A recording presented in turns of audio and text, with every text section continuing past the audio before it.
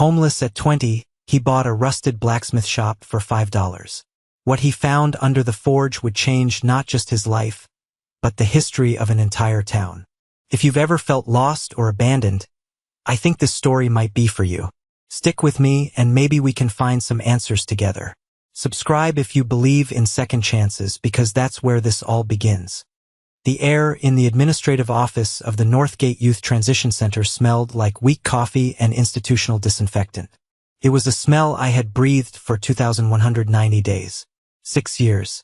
I knew it better than I knew the smell of my own mother's perfume or my grandfather's pipe tobacco. Memories that were now just faded photographs in my mind. Today was my 20th birthday. In the eyes of the state of Oregon, that meant I was no longer a ward, but a man. It also meant I was officially, functionally homeless.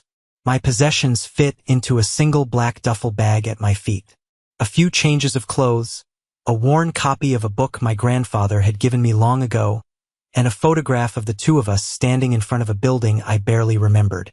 His arm was slung around my shoulder, his face craggy and smiling. My own face was a child's, full of a light I couldn't recognize anymore. Sarah, my case manager for the last 2 years, slid a thick manila envelope across the polished laminate desk. Her expression was a practiced blend of sympathy and professional distance. Leo, this is it. Your final paperwork. Your birth certificate, social security card, and the balance of your state account. It's not much. I'm afraid. She didn't have to tell me. I knew the number. $312.47. A welcome to the world handshake from a system that had raised me with clipboards and quarterly reviews. I took the envelope. Its weight felt both insignificant and impossibly heavy. Thanks, Sarah, my voice was a croak. I hadn't used it much today. There wasn't much to say. There was one other thing, she said, her brow furrowing slightly as she picked up a second, more formal-looking envelope. It was crisp, white, and bore the letterhead of a law firm. This came for you this morning, by courier. It's from an attorney's office in a town called Havenwood. I stared at the name. Abernathy, Cole, and Finch. It meant nothing to me. A lawyer? Why would a lawyer be writing to me? Sarah shrugged, her duty discharged. I have no idea, but it's addressed to you. Legally, it's yours. I took the second envelope. It felt cold, almost clinical, compared to the lumpy manila one containing the fragments of my identity. The bus station was a 10-block walk. Each step was a countdown. The familiar gray walls of Northgate receded behind me, and the city opened up, loud and indifferent. For 6 years, my world had been circumscribed by rules, schedules, and the quiet desperation of other kids just like me.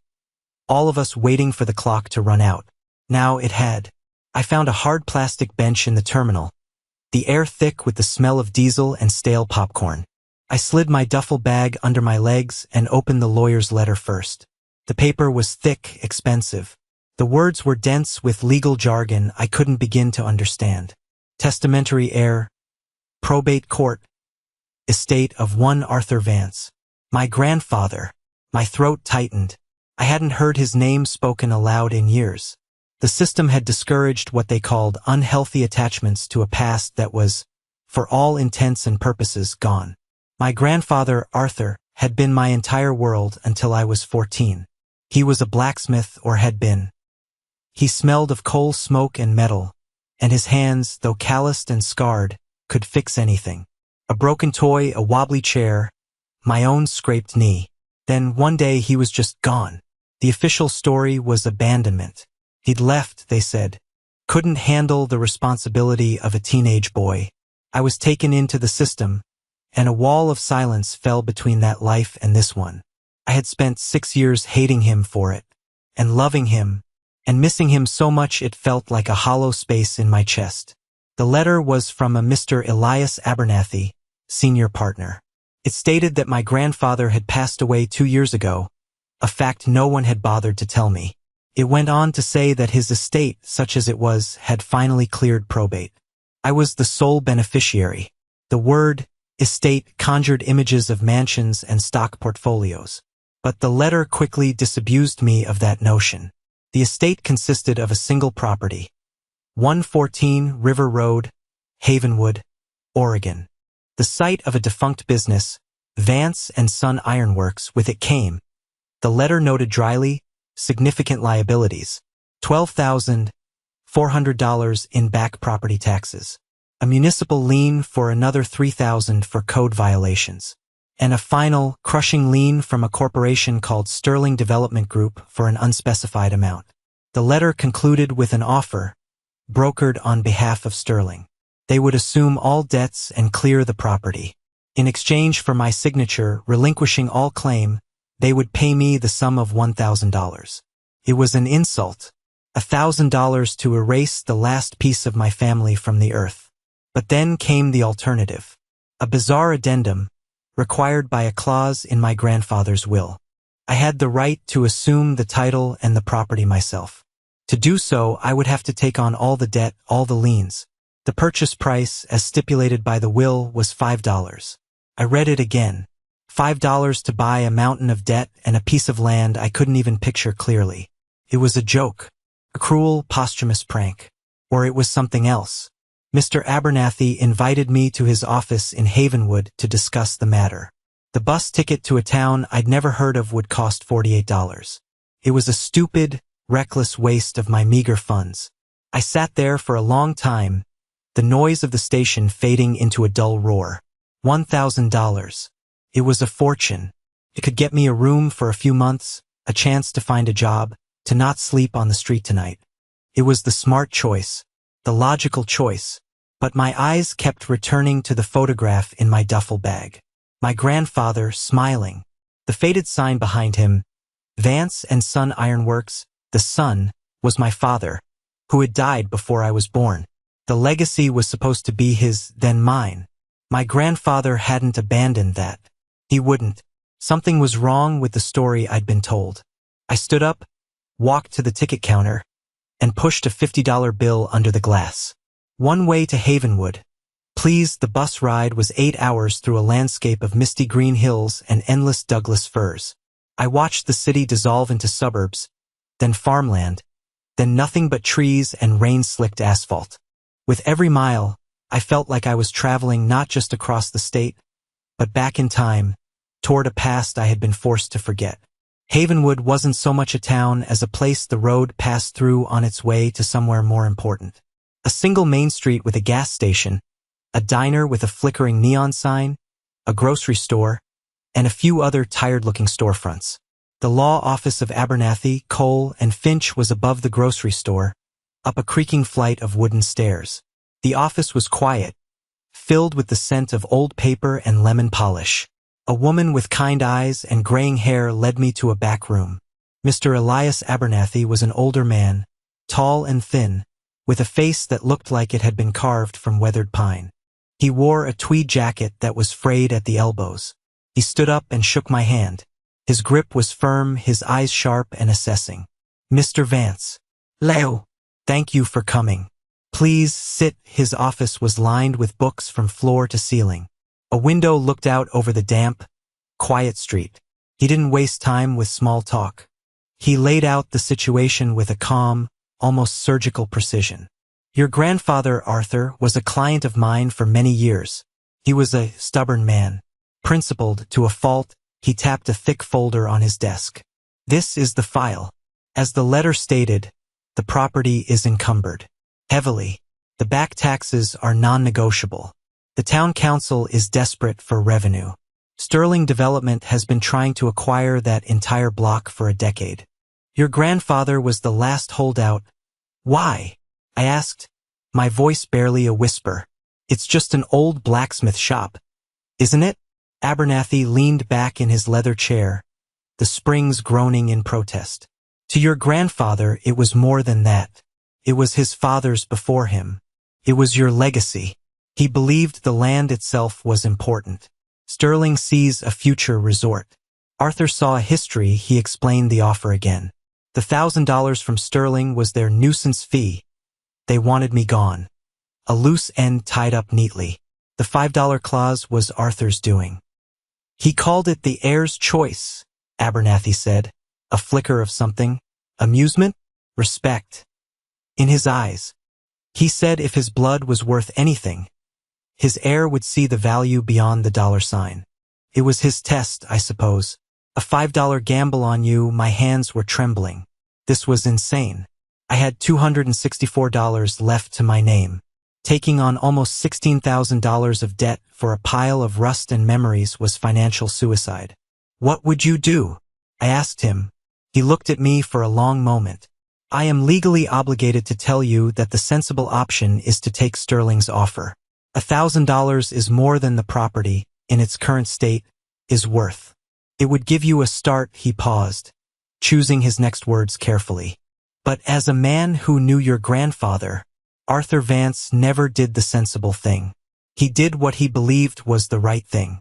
And he believed in you, Leo. He put this choice in your hands for a reason. He slid a document across the desk, next to another one. One was a quitclaim deed to Sterling. The other was a bill of sale to me. He also pushed a small, tarnished brass key forward. The key to the front door. It's your decision. I looked at the key. It was old, ornate, the kind of thing you see in movies. It represented a home. A broken, debt-ridden, forgotten home, but a home nonetheless. The only one I had any claim to in the entire world. All my life, choices had been made for me. Where I would live, what I would eat, who I would be. This was the first real choice I'd ever had. The choice to be sensible or the choice to be Arthur Vance's grandson. I pushed the quitclaim deed back toward him and pointed to the bill of sale. I'll take it, I said. Then I reached into my pocket, pulled out a crumpled $5 bill, and laid it on the polished desk. A wave of terror and exhilaration washed over me. I was now the proud owner of a ruin. Mr. Abernathy notarized the documents with a heavy stamp that echoed in the quiet room. He gave me a receipt for my $5 and a thick packet of papers detailing the debts I now owed. The liens are due in 90 days, he said, his tone gentle but firm. Sterling will move to foreclose immediately after that. They won't wait 90 days.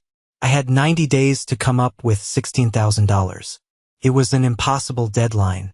Good luck, son, he said, shaking my hand again. Arthur would be proud. The walk to 114 River Road took 10 minutes.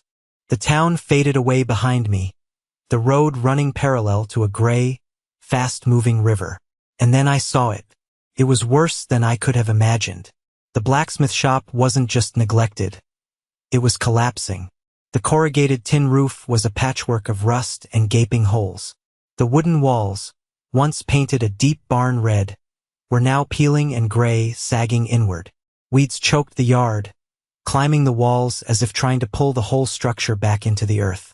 A large, faded sign hung crookedly from one hinge. Vance et son ironwork. ST 1922. My breath caught in my throat.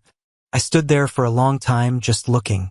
The rain started again, a cold drizzle that soaked through my thin jacket. This was my inheritance, a monument to failure. I felt a surge of despair, a certainty that I had just made the biggest mistake of my life. The $1,000 from Sterling felt like a lifeline I had just contemptuously thrown away.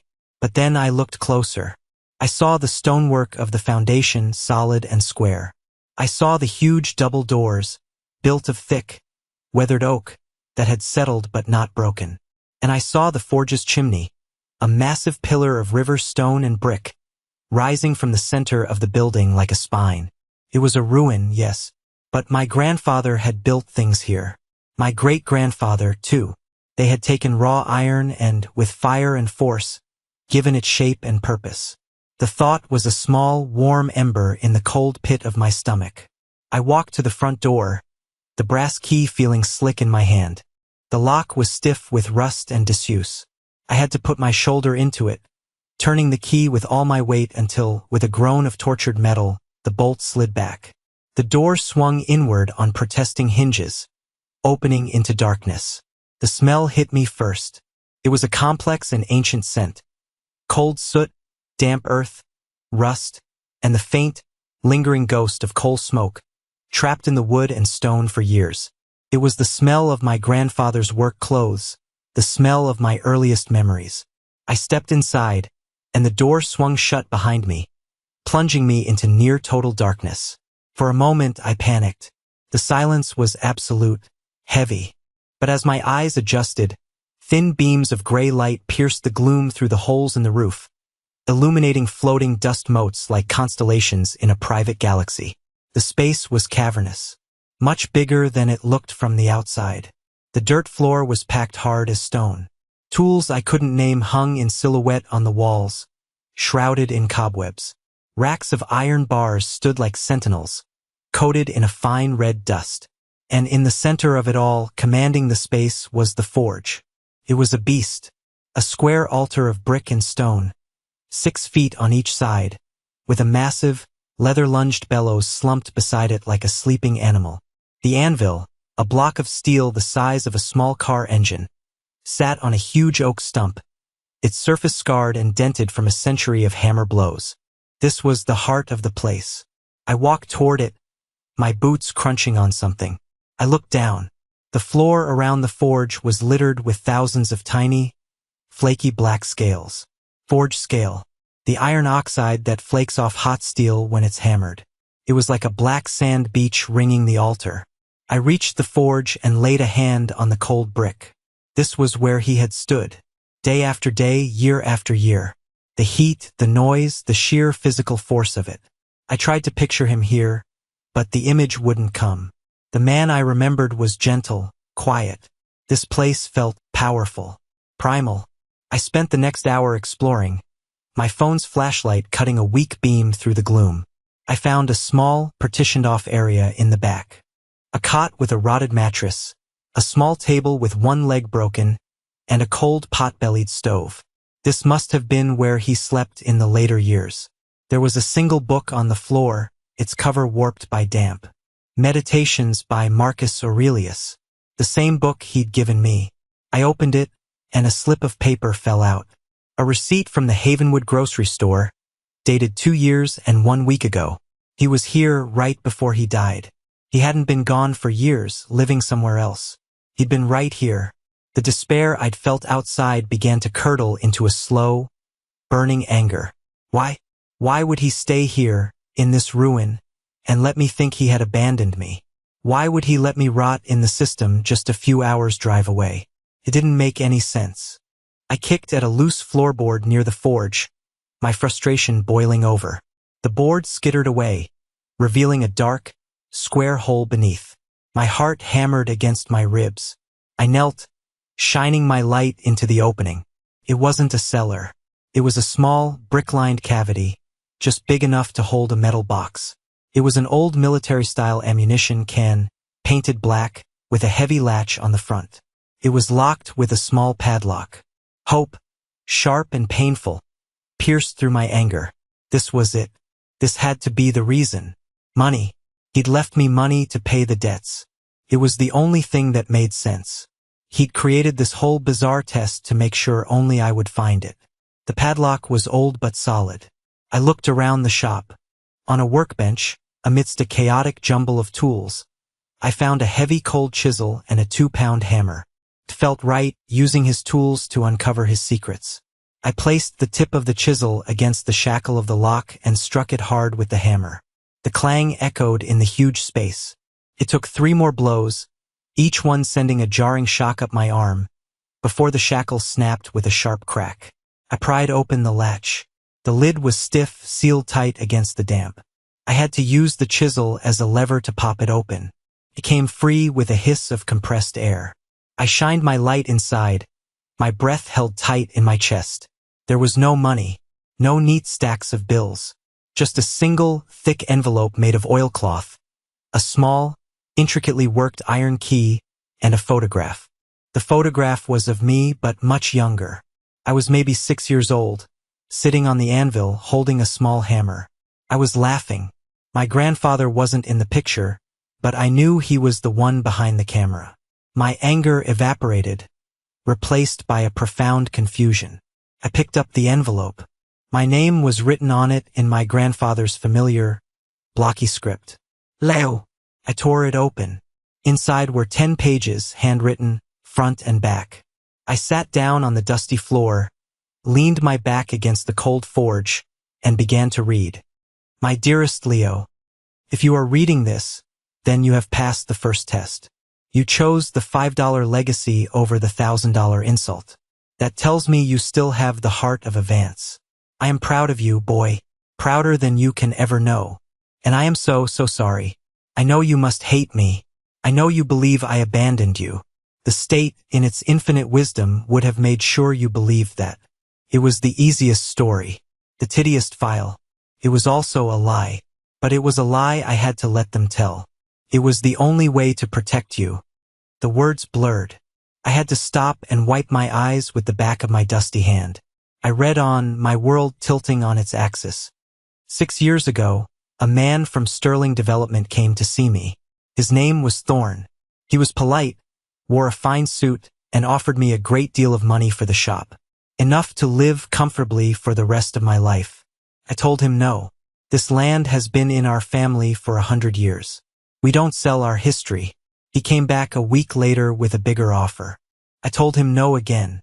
The third time he came, he wasn't polite anymore. He told me they would get the land one way or another. He said people who stand in the way of progress have accidents. He looked over at you, playing by the river, and he said, "It would be a shame if something happened to your boy."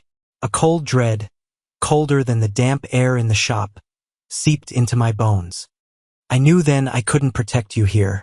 Thorne was connected, powerful, the kind of man who could make a problem or a person disappear. If I fought him, he would use you against me. If anything happened to me, he would find a way to get his hands on you. So I did the only thing I could think of. I made myself disappear first. I had to become someone the state would deem an unfit guardian. I had to make it look like I had abandoned you so you would be taken into the system. It was the safest place I could put you. A place where Thorne couldn't touch you without bringing the whole weight of the government down on him. It broke my heart, Leo. It was like cutting off my own arm to save my life. That night, after the social worker took you, I sat here in the dark and I wept. It was the last time I ever cried. I dropped the letter, couldn't breathe. 6 years of bitterness, 6 years of feeling thrown away. It all came crashing down. It wasn't abandonment. It was a sacrifice. A terrible, brutal, and perfect act of love. He had endured losing me, endured being seen as a monster, just to keep me safe. I picked up the pages, my hands shaking so badly I could barely read. I couldn't just leave, though. I couldn't let Thorne win. So I made a plan. I was arrested a month later. A trumped-up charge. Assault. They said I started a fight in a bar. It was a lie, but I didn't fight it. I took the sentence. 2 years in a state prison. It was the perfect alibi. While Sterling was waiting for me to get out and be broken, I was using the prison library. I learned about property law, about corporate loopholes, about history. I learned everything I could about Sterling and the man who founded it, a man named Marcus Thorne, the current Thorne's grandfather. And I discovered their secret. The reason they want this land so badly isn't for a resort. That's just the cover story. The real reason is buried right here, under our feet. Leo, this shop is more than a building. It's a vault. Our family, we weren't just blacksmiths. We were keepers. When this town was founded, people trusted the blacksmith. He was the center of the community. They gave my great-grandfather things for safekeeping. Deeds, journals, letters, evidence. Especially evidence against men like the Thornes, who built their fortunes by cheating, stealing, and threatening poor families out of their land. All of it is hidden here. That is your real inheritance. Not debt and rust. The truth. Sterling knows the stories. They don't know where the proof is, but they know it's somewhere on this property. They need to demolish this place, dig up the foundation, and destroy whatever they find to make sure their family's crimes stay buried. They can't do that as long as a Vance owns this land. I'm so tired, boy. My health is not good. I don't have much time left. I've set the stage for you. The choice is yours. There is another box, a much more important one. The key in this envelope opens it. But you will have to find it. Remember the blacksmith's creed. By hammer and hand, all things are wrought, but sometimes you must look not at what is made, but at the heart of the making. You have 90 days. I am sorry to leave you with this burden. But I am not leaving you with a fight you can't win. I believe in you. You are a Vance. You have iron in your blood. Be strong. Be smart. And know, wherever I am now, that I have never, not for 1 second, stopped loving you. Your grandfather, Arthur. I let the pages fall into my lap. The silence of the shop pressed in on me. The dust motes danced in the gray light. I leaned my head back against the bricks of the forge and finally, for the first time since I was a child, I cried. I cried for the years I had spent hating him. I cried for the lonely nights in the group home, feeling like the world's forgotten garbage. I cried for him, alone in a prison cell, alone in this cold, dark place, protecting a secret for a boy who thought he'd been thrown away. I cried until my throat was raw and my eyes were swollen shut. When the tears finally stopped, something new had taken their place. The embers of hope had been fanned into a flame. It was rage. A clean, cold, purifying rage. They had taken my childhood. They had taken my grandfather. They would not take this. They would not win. This wasn't a burden. It was a gift. It was a purpose. Now, I want to pause for a second and talk to you directly. If you've made it this far into the story, something in it is probably resonating with you. Maybe you've felt abandoned. Maybe you've had your own story twisted by people who only cared about their own bottom line. The feeling of being powerless against a system that's bigger than you, it's one of the hardest things a person can go through. I'm making these stories because I believe that sharing these journeys, even fictional ones, helps us feel less alone in our own struggles. It reminds us that even when things look hopeless, there's often a deeper truth waiting to be uncovered. If you agree, if you believe in the power of these kinds of stories, I'd be so grateful if you'd hit that subscribe button. It helps this community grow, and it tells me that this work matters. And if this is hitting you on a personal level, I want you to know this is a safe place to talk about it. Drop a comment below. You don't have to share details. You can just say, I get it, we're here to listen. Okay, let's get back to the forge. The next few days were a blur of motion. My grief was a fuel. My anger was a compass. I had a mission now, and it crowded out the fear and the despair. First, survival. I spent $60 at the town grocery store on food that didn't need cooking. Bread, peanut butter, canned beans, apples. The woman at the checkout, whose name tag read Mildred, gave me a long, curious look. You're new here, she said. It wasn't a question. Just moved in, I said, gesturing vaguely down the road. To the old Vance place, her eyes widened. Arthur's grandson? We all heard. Well, it's good to see a Vance back in that shop. Your grandfather was a good man, kept to himself, but a good man. Her words were a small bomb on a raw wound.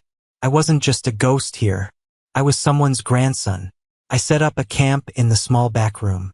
I patched the worst of the holes in the roof above my cot with scraps of tin and tar I found in a shed. I used an old iron bucket for water from the river, boiling it over a small fire I built in the pot-bellied stove. It was a grim, Spartan existence, but it was mine. Every morning, I woke up with the sun, the air cold and sharp in my lungs, and I would get to work. I had to find the second box. I read my grandfather's letter again and again, searching for the clue. Remember the blacksmith's creed. By hammer and hand, all things are wrought, but sometimes you must look not at what is made, but at the heart of the making, the heart of the making. The forge. It had to be the forge. But where? I examined every inch of it. I ran my hands over every brick, every stone. I tapped each one with a hammer, listening for a hollow sound. Nothing. It was a solid mass of masonry and time. Frustration began to set in. Days turned into a week. Then 2. I was no closer to finding the secret. To distract myself, and to feel like I was making progress, I started cleaning the shop. It was a Herculean task. I swept away decades of dust and forged scale.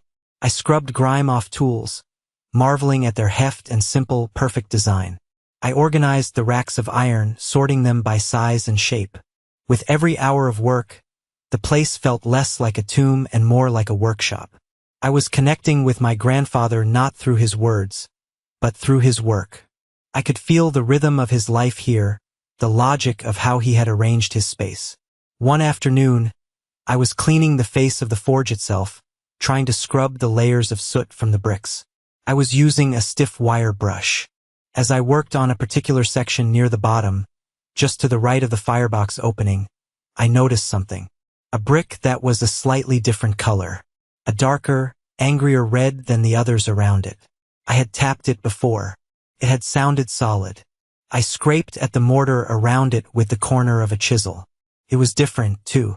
Softer, more like packed clay than true mortar.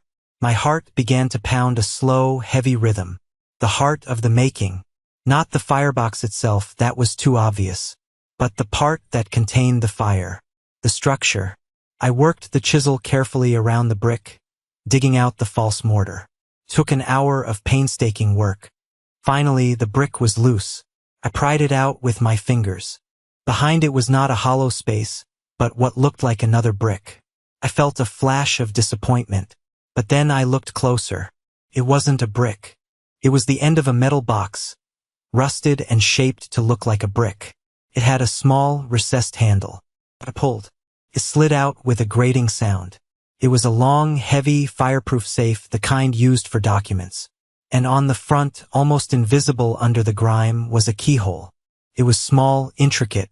I pulled the iron key from my pocket. It was a perfect match. My hands were shaking so hard I could barely fit the key into the lock. Turned with a smooth, satisfying click. I swung the heavy door open. The inside was pristine, sealed against the decades. And it was full. The first thing I saw was money. Stacks of it. Old bills, 20s and 50s, wrapped in oil paper and string. I counted it later. It was $22,000. Enough. Enough to pay the taxes, the liens, and to live for a year. It was a lifeline, but it wasn't the treasure. Beneath the money was what my grandfather had died to protect. It was a collection of leather-bound ledgers, stacks of yellow documents tied with faded ribbon, and a series of thick envelopes sealed with wax. I took a deep breath and opened the top ledger. The inside cover read, "The Havenwood account, kept by the Vance family. For the safekeeping of truths, the handwriting was my great-grandfather's." The entries detailed a hidden history of the town. Loans made by Marcus Thorne, the founder of Sterling, with impossible terms. Deeds signed over under duress. Witness statements from people who were threatened or blackmailed. It was a meticulous record of systematic theft, spanning 50 years. The other documents were the proof. The original deeds, signed with shaky hands. Promissory notes with forged signatures. Letters from Thorne to his enforcers, outlining his plans to squeeze families off their land. It was a complete and damning indictment of the Sterling Empire. They hadn't just bought this town. They had stolen it, piece by piece. And my family had been the secret scribes, the keepers of the evidence. There was one last envelope at the bottom of the box. It was addressed to me. I opened it. It was another letter from my grandfather, written in a shakier hand than the first. Leo. If you have found this, you have found our true legacy. The money is for you. Use it to clear the debts. Use it to live. It is my gift to you, bought with years of quiet work and careful saving. But the documents, they are not a gift. They are a responsibility. What you hold in your hands is the soul of this town. It is the story of families who lost everything. The Thorns built their kingdom on the ruins of other people's lives. They have spent generations trying to erase that history. This box is the one thing they fear. Now you have a choice, and it is a much harder one than the first. You can take the money, burn these papers, and live your life. No one would blame you. You have been through enough. You could sell this place to Sterling for a handsome sum. Now that the title is clear, they would pay anything to get their hands on it and bury this box forever. You could be wealthy. You would be safe. Or you can fight. You can use this evidence. You can bring the truth to light. It will not be easy. The Thorns are still powerful. They will fight you with lawyers, with money, with threats. They will try to destroy you, as they tried to destroy me. But you will not be alone. The names in these ledgers have descendants still living in this town. People who have always known. In their bones, that something was stolen from them. These papers are their proof, their voice. I cannot tell you what to do. A man must choose his own battles. But I raised you to know the difference between what is easy and what is right. Whatever you decide, know that I trust your judgment. You are the last of the Vance blacksmiths. We do not bend and we do not break. With all my love, Arthur. I sat there in the silence, the weight of 100 years of secrets in my lap. The money felt like paper. The ledgers felt like stone. My grandfather had given me a way out, a chance at a normal life free from all this history, this danger. It was everything I had ever wanted. A quiet place, enough money to be secure, a life without fear. But as I sat there, on the floor of his shop, surrounded by his tools, his smell, his memory, I knew I couldn't do it. I couldn't take the easy path. It would be a betrayal of him, of everything he sacrificed. It would be a betrayal of myself. He hadn't saved me from Thorn just so I could surrender to his ghost.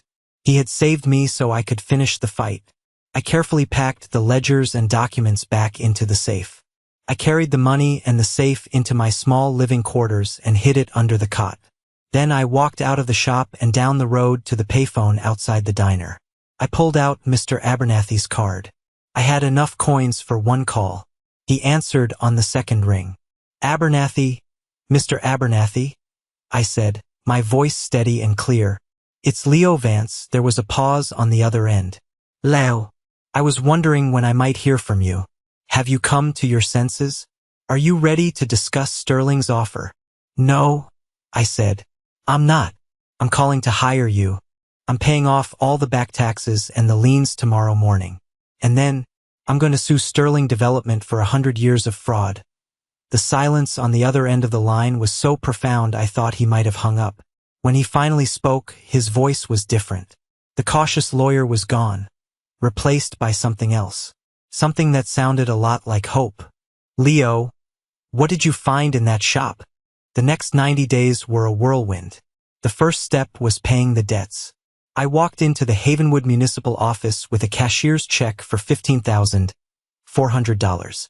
The clerk, a woman who looked like she'd been bored since 1978, nearly fell off her chair. The news spread through the small town like wildfire.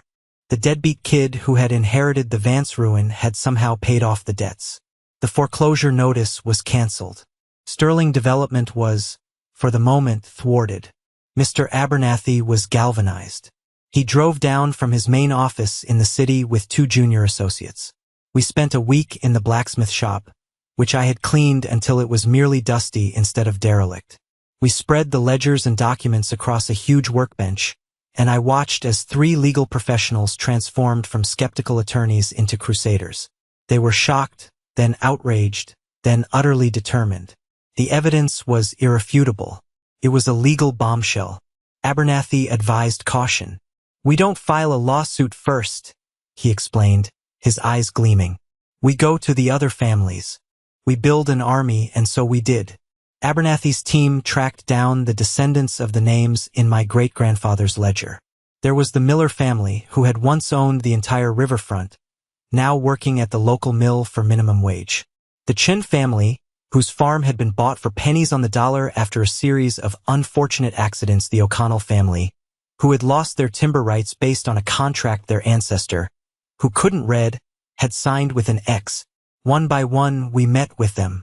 In their small living rooms, over coffee and cookies, I would watch as Abernathy laid out the history they had only ever heard as family whispers. He would show them the proof, the forged signature, the predatory loan agreement, the letter detailing the conspiracy.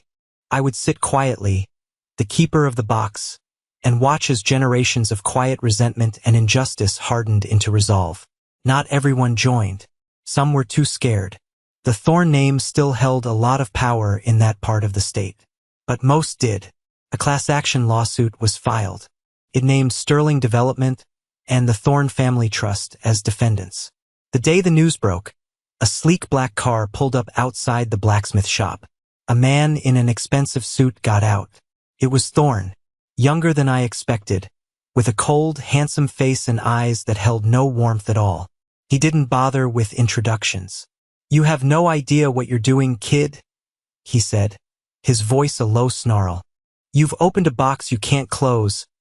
"My grandfather already opened it," I said, surprised at the calmness in my own voice. "I'm just showing everyone what's inside," he laughed. A short, ugly sound. "I can make all of this go away. I'll write you a check. 7 figures. You can go anywhere, be anyone. All you have to do is make those papers disappear. 7 figures. $1 million or more. A year ago, I would have sold my own soul for a fraction of that. Now, it just sounded like an insult. "This place isn't for sale," I told him. His face hardened. "You're making a mistake." "No," I said, looking past him at the shop, my home. "For the first time in my life, I'm not," he left. The legal battle was long and ugly. Sterling's lawyers filed motion after motion, trying to bury us in paperwork, to bleed us dry. But Abernathy was brilliant, and the coalition of families held strong. They pooled their resources. The town, which had at first been suspicious of me, started to rally. Mildred from the grocery store would slip extra food into my bags. The owner of the diner would leave a hot meal on the anvil for me every evening. People started stopping by the shop, not just to see the curiosity, but to offer help. One man, a retired carpenter, spent a month helping me shore up the walls and patch the roof properly. Another, an electrician, rewired the whole building for free. The blacksmith shop was coming back to life, and so was the town around it. I used the last of my grandfather's money not just to live, but to rebuild. I bought a new bellows. I cleaned and oiled the post drill, the grinder, the swage block. I read my grandfather's books on metallurgy and blacksmithing. And one day, I fired up the forge. I laid the coal, lit the fire, and pumped the bellows, watching the flames roar to life. The heat was immense, a living thing. I took a piece of scrap iron, heated it until it glowed a furious, bright yellow, and laid it on the anvil. I picked up a hammer. The first blow was clumsy, sending a shock up my arm. The second was better. The third found a rhythm. By hammer and hand, I wasn't just fixing a building. I was forging a future. Mine and the town's. The lawsuit never went to trial. Faced with the mountain of evidence and the terrible publicity, Sterling settled. The financial terms were confidential, but they were massive. Every family in the suit received a settlement that changed their lives. Land was returned. Trusts were established. But more than the money, it was the truth. The official history of Havenwood was rewritten. The Thorne name was no longer a monument to success, but a warning about greed. And the Vance name, once a forgotten footnote, was now the foundation of the town's rebirth. I didn't take any of the settlement money. That was for the families they had wronged. My inheritance was the shop. It was more than enough. I officially reopened Vance and Son Ironworks. I don't do a lot of traditional blacksmithing, mostly artistic commissions and restoration work. The front part of the shop I turned into a small museum. The Havenwood Museum of True History. The ledgers and documents are there, safely behind glass, for everyone to see. I live in the back, in the small apartment I built with my own hands.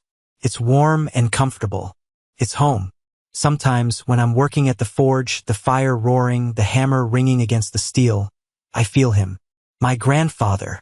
It's like he's standing there in the shadows, just past the firelight, nodding in approval. He didn't leave me a burden. He left me a key. A key to a building, a key to a box, but most importantly, a key to myself. He gave me a chance to find out what I was made of. And I learned that I was made of iron, forged in fire. So that's the story. It's a story about how the most valuable inheritance isn't money or property, but purpose. It's about how the things that seem like ruins can sometimes be the foundation of a whole new life. I know there are people watching this who are standing in the middle of their own ruins right now. A lost job, a broken family, a future that feels like it's collapsed. You look at the wreckage and you can't imagine how you'll ever rebuild. What I want you to take from this is that the answers, the tools, the strength you need, they're often buried right there in the wreckage with you. You just have to be brave enough to start digging. Thank you for spending this time with me. If this story meant something to you, please consider subscribing to the channel. We're building a community here for people who appreciate deep, emotional stories about real-life struggles and triumphs. And I want to hear from you. In the comments below, tell me about a time you found strength in a place you least expected it. I read every comment, and your stories matter. They remind all of us that we are not alone. Be well, be strong, and never be afraid to pick up a hammer and build something new. Too. I hate it.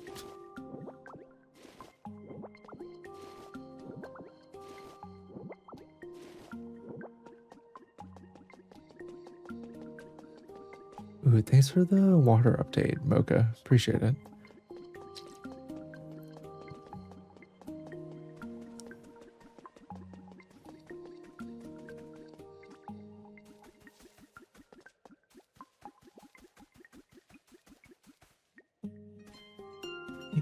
Maybe I put it here.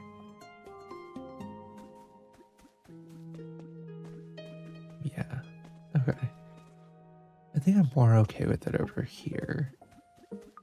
It's just like a weird habitat to put together, if I'm going to be honest.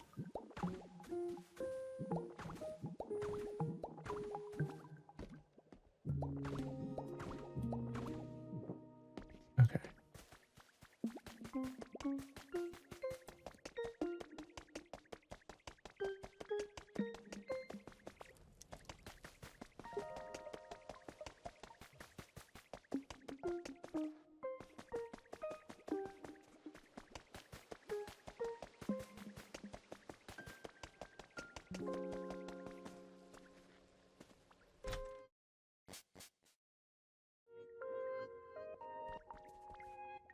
This looks so sad. I need to decorate their house.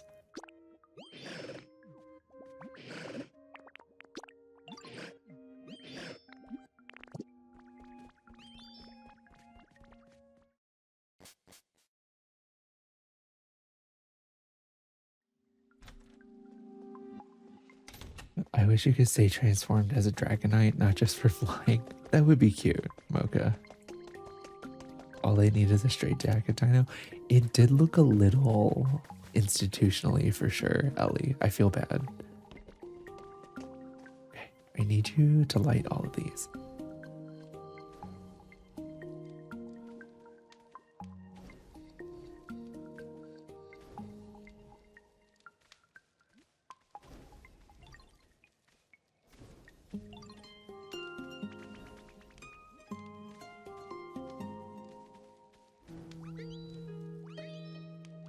Okay, I need you to leave him alone.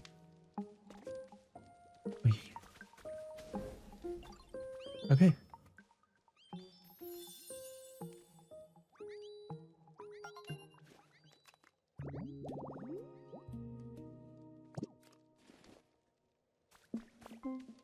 I'm like pretty sure that's just Ninetales. But we'll see who moves in. Okay, what else do we need to make? Fireplace nap spot. Heart pounding surprise box. Evil organization HQ.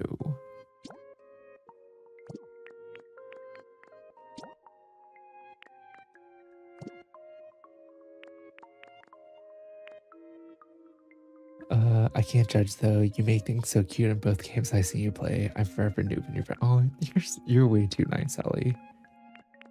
Thank you. Tree shaded flower bed. Apparently we need to make more of these. Okay. Oh, okay, that's the difference. It was like I could have sworn we made a bunch of those in Withered Wasteland, but no, I just put grass under the trees. Huh, I can't believe Marmalade's just like chilling here.